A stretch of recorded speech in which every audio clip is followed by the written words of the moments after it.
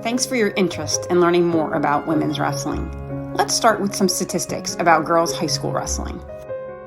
In 2016, there were only 6 states that had sanctioned girls' wrestling, but by 2022, we have 34. We have seen rapid growth in just 6 years.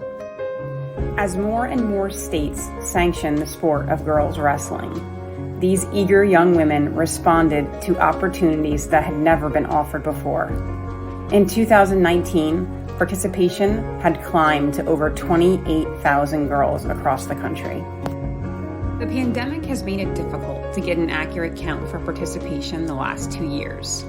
But if we were able to achieve over 28,000 participants during the 2019-2020 season with only 19 states sanctioned, there's good reason to believe that in 2022, with 15 more states having sanctioned girls' high school wrestling, that 28,000 number is going to increase by quite a lot.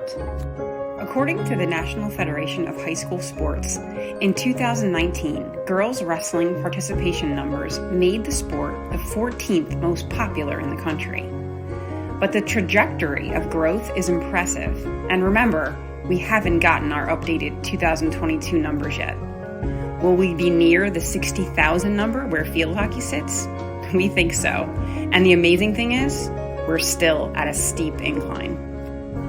While the high school growth is significant, it's not to be outdone by the growth at the collegiate level.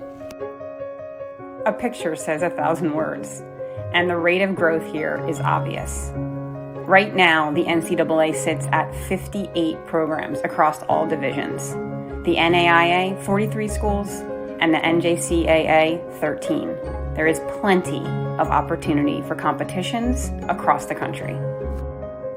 Here's a map of just the NCAA women's wrestling programs in all divisions. And yes, as you see, the East Coast, and especially the Northeast, has many of those programs.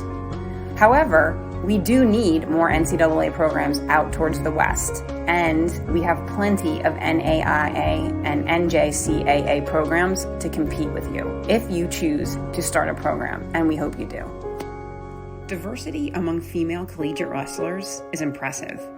At the 2020 National Collegiate Women's Wrestling Championship, the championship that will become the NCAA Women's Wrestling Championship once we move from emerging sports status to championship status, at this event, almost 50% of the athletes were non-white.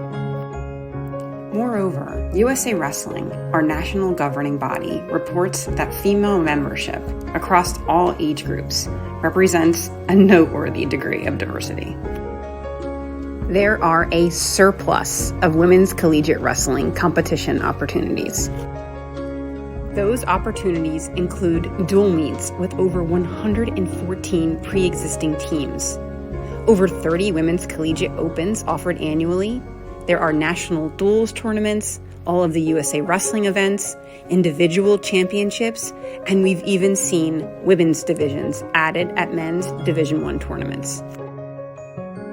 With all of this high school and collegiate growth, we are still not satisfied.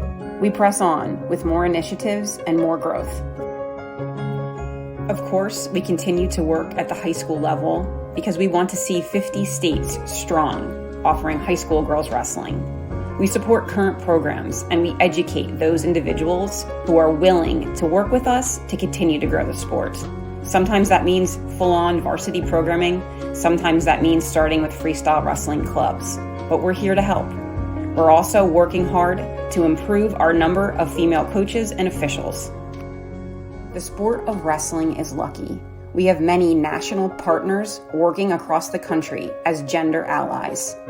USA Wrestling, Wrestle Like a Girl, the National Wrestlers Coaches Association, the National Wrestling Hall of Fame, Wrestlers in Business Network, Division I Women's Wrestling, and of course, the United States Olympic and Paralympic Committee. We hope that you're eager to hear more because we're eager to share. Please don't hesitate to reach out to us so we can continue the conversation.